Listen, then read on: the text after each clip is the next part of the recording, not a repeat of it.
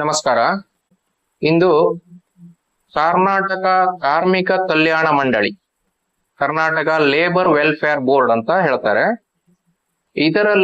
ಇದಕ್ಕೆ ಸಂಬಂಧಪಟ್ಟಂತ ಕಾರ್ಮಿಕರು ಅಂದ್ರೆ ಈ ಬೋರ್ಡ್ ನಲ್ಲಿ ಹೆಸರು ನೋಂದಾವಣೆ ಆಗಿರ್ಬೇಕು. ಹೆಸರು ನೋಂದಾವಣೆ ಅಂದ್ರೆ ಡೈರೆಕ್ಟ್ ಆಗಿ ಲೇಬರ್ ಡಿಪಾರ್ಟ್ಮೆಂಟ್ ಅಲ್ಲಿ, ಈ ಡಿಪಾರ್ಟ್ಮೆಂಟ್ ಅಲ್ಲಿ ಯಾವುದೇ ಕಾರ್ಮಿಕರ ನೋಂದಾವಣೆ ಇರುವುದಿಲ್ಲ.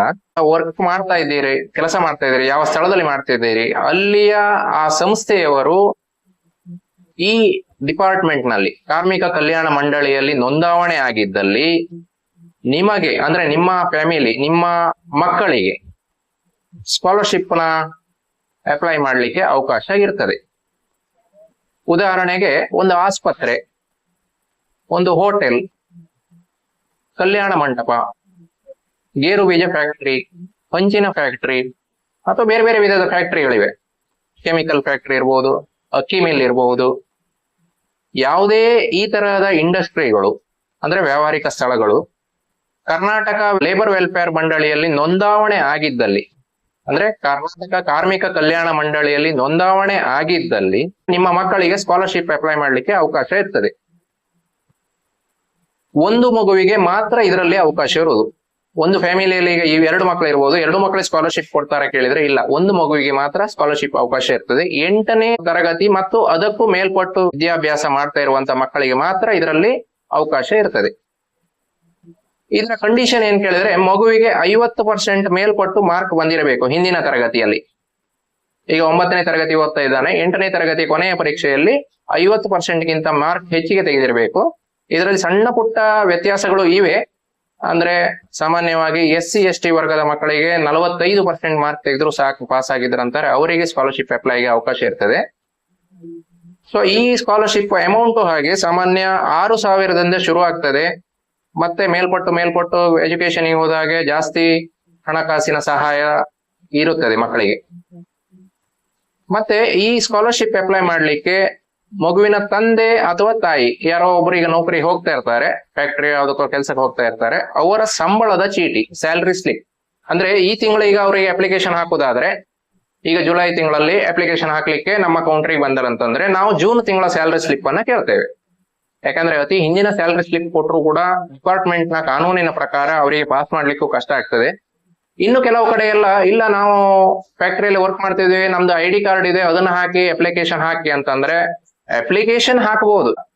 ಮುಂದೆ ಆ ಪೇಪರ್ ಅನ್ನುವಂಥದ್ದು ಲೇಬರ್ ಡಿಪಾರ್ಟ್ಮೆಂಟ್ ಹೋದಾಗ ಪಾಸ್ ಆಗ್ತದೆ ಅಂತ ಗ್ಯಾರಂಟಿ ಇರುವುದಿಲ್ಲ. ಯಾಕಂದ್ರೆ ಅಧಿಕಾರಿಗಳಿಗೂ ಒಂದು ಈ ತರ ಕಾನೂನು ಅಂತ ಇರುತ್ತೆ, ಆ ಪ್ರಕಾರದಲ್ಲಿ ಅವ್ರು ಪಾಸ್ ಮಾಡ್ಬೇಕು. ನಿಮ್ಮ ID ಕಾರ್ಡ್ ಹಾಕಿದ ಕೂಡಲೇ ನೀವು ಆ ಫ್ಯಾಕ್ಟರಿಯಲ್ಲೋ ಯೂನಿಟ್ ನಲ್ಲೋ ಕೆಲಸ ಮಾಡ್ತಾ ಇದ್ದೀರಿ ಅಂತ ಏನ್ ಕನ್ಫರ್ಮೇಶನ್ ಇರ್ತದೆ? ನೀವು ಕಳೆದ ತಿಂಗಳ ಸ್ಯಾಲರಿ ಸ್ಲಿಪ್ ಕೊಟ್ರೆ ಕಳೆದ ತಿಂಗಳವರೆಗೂ ನೀವು ಅಲ್ಲಿ ವರ್ಕ್ ಮಾಡ್ತಿದ್ರಿ ಅಂತ ಒಂದು ಕನ್ಫರ್ಮೇಶನ್ ಸಿಗ್ತದೆ. ಆದ್ರಿಂದ ಯಾವುದೇ ಈ ತರಹದ ಕಾರ್ಮಿಕರು ಕಡ್ಡಾಯವಾಗಿ ನಿಮ್ಮ ಸಂಬಳದ ಚೀಟಿ, ಸ್ಯಾಲರಿ ಸ್ಲಿಪ್ ಅನ್ನ ಈ ಸ್ಕಾಲರ್ಶಿಪ್ ಗೆ ಅಪ್ಲೈ ಮಾಡುವಾಗ ಅಪ್ಲೋಡ್ ಮಾಡಲೇಬೇಕಾಗ್ತದೆ. ಮತ್ತೆ ಮಕ್ಕಳ ಮಾರ್ಕ್ ಕಾರ್ಡ್ ಅದು ಹೇಗಿದ್ರು ಬೇಕು, ತಂದೆ ತಾಯಿ ಇಬ್ಬರ ಆಧಾರ್ ಕಾರ್ಡು ಬೇಕಾಗ್ತದೆ, ಮಗುವಿನ ಆಧಾರ್ ಕಾರ್ಡು ಬೇಕಾಗ್ತದೆ ಅಂದ್ರೆ ಸ್ಟೂಡೆಂಟ್ ಇದು, ಮತ್ತೆ ಸ್ಟೂಡೆಂಟ್ ನ ಬ್ಯಾಂಕ್ ಅಕೌಂಟ್, ಯಾವ ಬ್ಯಾಂಕ್ ಖಾತೆ ಇದೆ ಆ ಬ್ಯಾಂಕ್ ಖಾತೆ ಪಾಸ್ಬುಕ್ ಕೊಟ್ಟಿರ್ತೀರಿ ಅಥವಾ ಸ್ಟೇಟ್ಮೆಂಟ್, ಅದರಲ್ಲಿ ಬ್ಯಾಂಕಿನವರ ಸೀಲ್ ಸೈನ್ ಇದೆಯಾ ಅಂತ ನೋಡ್ಕೊಳ್ಳಿ. ಅಕೌಂಟ್ ನಂಬರ್ ಕೂಡ ಸ್ಪಷ್ಟವಾಗಿ ತೋರ್ತಾ ಇರಬೇಕು. ಇಲ್ಲಿ ಹೆಚ್ಚಿನ ಕಡೆ ಪ್ರಾಬ್ಲಮ್ ಆಗ್ತಾ ಇರೋದು ಅದೇ, ಅಕೌಂಟ್ ನಂಬರ್ ಸ್ಪಷ್ಟತೆ ಇರುವುದಿಲ್ಲ, ಆನ್ಲೈನ್ ಅಲ್ಲಿ ಫೀಡ್ ಮಾಡುವಾಗ ಅಕೌಂಟ್ ನಂಬರ್ ತಪ್ಪು ಮಾಡಿದ್ರು, ಈ ತರದ ಕಂಡೀಷನ್ ಇದ್ದಾಗ ನಿಮಗೆ ಸ್ಕಾಲರ್ಶಿಪ್ ಜಮಾ ಆಗದೆ ಹೋಗ್ಬೋದು. ಮತ್ತೆ ಈ ಸ್ಕಾಲರ್ಶಿಪ್ ನಲ್ಲಿ 3 ಸ್ಟೆಪ್ಗಳಿರ್ತವೆ. ಮೊದಲನೇದಾಗಿ ನಾವು ಈ ಪೇಪರ್ಗಳನ್ನ ಮಕ್ಕಳ ತಂದೆ ತಾಯಿ ಅಥವಾ ಮಕ್ಕಳ ಬಂದು ಅಪ್ಲೈ ಮಾಡುವಾಗ ಈ ಎಲ್ಲಾ ಪೇಪರ್ಗಳನ್ನ ತಕೊಂಡು ನಾವು ಅಪ್ಲೋಡ್ ಹಾಕಿರ್ತೇವೆ. ಫಸ್ಟ್ ಸ್ಟೆಪ್ ಅಲ್ಲಿ ಆ ಪೇಪರ್ ಅನ್ನುವಂಥದ್ದು ಆ ಮಗು ಎಲ್ಲಿ ಓದುತ್ತಾ ಇದೆ, ಈಗ ಯಾವ ಶಾಲೆಯಲ್ಲಿ ಓದ್ತಾ ಇದೆ, ಆ ಶಾಲೆಯ ಹೆಡ್ ಆಫ್ ದಿ ಇನ್ಸ್ಟಿಟ್ಯೂಟ್, ಮುಖ್ಯೋಪಾಧ್ಯಾಯರು ಇರಬಹುದು ಅಥವಾ ಪ್ರಿನ್ಸಿಪಾಲ್ ಇರಬಹುದು ಅಥವಾ ಹೈಯರ್ ಎಜುಕೇಶನ್ ಯಾರು ಇರ್ತಾರೋ ಅವರ ಲಾಗಿನ್ ಗೆ ಹೋಗ್ತದೆ.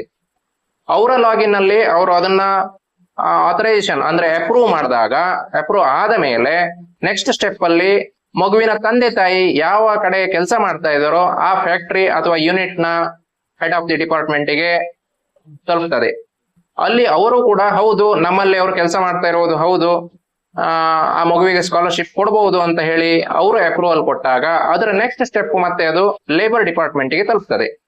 ಲೇಬರ್ ಡಿಪಾರ್ಟ್ಮೆಂಟ್ ಅಲ್ಲಿ ಅವರು ಕೂಡ ಪ್ರತಿಯೊಂದನ್ನು ಚೆಕ್ ಮಾಡ್ತಾರೆ. ಮಗುವಿನ ಮಾರ್ಕ್, ಈಗ ಓದ್ತಾ ಇರುವ ಶಾಲೆಯ ಬಗ್ಗೆ ಕನ್ಫರ್ಮೇಶನ್, ಸೀಲ್ ಸೈನ್ ಎಲ್ಲ ಇದೆಯಾ ನೋಡ್ತಾರೆ.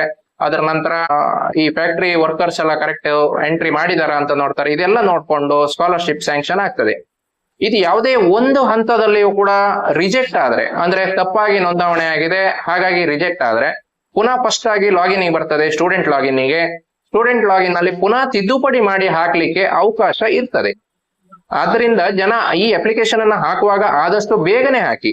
ನಿಮಗೆ ಇದೀಗ ಡಿಸೆಂಬರ್ ಕೊನೆಯ ದಿನಾಂಕ ಲೇಟ್ ಇದೆ, ತಡ ಇದೆ, ಇನ್ನು ಜನವರಿವರೆಗೆ ಅವಕಾಶ ಇದೆ, ನಾನು ತಡ ಮಾಡಿ ಹಾಕ್ತೇನೆ, ಆಗ ಅವಕಾಶಗಳು ಕಡಿಮೆ ಆಗ್ತಾ ಹೋಗ್ತದೆ. ಯಾಕಂದ್ರೆ ಈ ಎಲ್ಲಾದ್ರೂ ಒಂದು ಸ್ಟೆಪ್ ಅಲ್ಲಿ ನಿಂತ್ರೆ ಪುನಃ ನೀವು ಅದನ್ನ ನೋಡಿ ಸರಿ ಮಾಡಿ ಹಾಕ್ಲಿಕ್ಕೆ ಟೈಮ್ ತಗೊಳ್ತದೆ. ಆದ್ರಿಂದ ಆದಷ್ಟು ಬೇಗ ಈ ಸ್ಕಾಲರ್ಶಿಪ್ ಅನ್ನ ಅಪ್ಲೈ ಮಾಡ್ಬೇಕಂತ ಕೇಳ್ಕೊಳ್ತೇನೆ.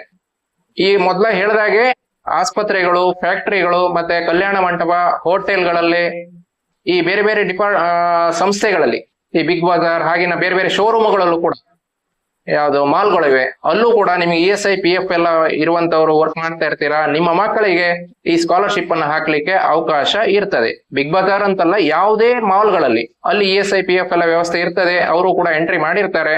ಖಂಡಿತವಾಗಿ ಸ್ಕಾಲರ್ಶಿಪ್ ಗೆ ಅಪ್ಲೈ ಮಾಡಿ. ಒಳ್ಳೆಯ ಹಣಕಾಸಿನ ವ್ಯವಸ್ಥೆ ಇದೆ ಇದರಲ್ಲಿ ಮಕ್ಕಳಿಗೆ. ಅದರಲ್ಲೂ ನನಗೆ ಹೈಯರ್ ಎಜುಕೇಶನ್ ಅಲ್ಲಿ ಇಂಜಿನಿಯರಿಂಗ್, ಮೆಡಿಕಲ್ ಇದೆಲ್ಲ ಮಾಡ್ತಾ ಇರುವಂತ ಮಕ್ಕಳು ದಯವಿಟ್ಟು ಪ್ರಯತ್ನಿಸಿ. ಒಳ್ಳೆ ಅಮೌಂಟ್ ಸಿಗ್ತದೆ, ನಿಮ್ಮ ವಿದ್ಯಾಭ್ಯಾಸಕ್ಕೂ ಅದರಿಂದ ಧನ ಸಹಾಯ ತುಂಬಾ ಆಗ್ತದೆ ಅಂತ ಹೇಳ್ತಾ ಧನ್ಯವಾದಗಳನ್ನು ತಿಳಿಸ್ತಾ ಇದ್ದೇನೆ.